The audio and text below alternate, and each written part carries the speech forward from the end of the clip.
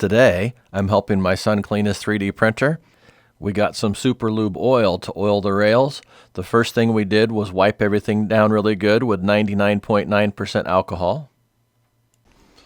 To oil the rails, I got the Super Lube multi-use synthetic lightweight oil.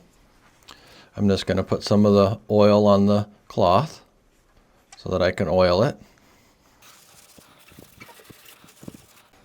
All right, I just had to move it out of the way there so that I could get the pipe all oiled.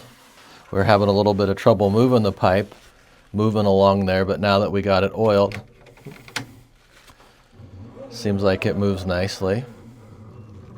But with this in the way, I couldn't oil it. But so now we got that.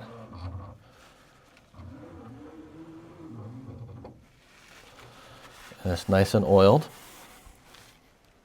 There's 2 of these on each side. I'm going to go ahead and wipe those down as well. All right, I got the maintenance done on my 3D printer, and this Super Lube multi-use synthetic lightweight oil really helped. Yeah, this stuff's pretty nice. Those gears are really moving around great now.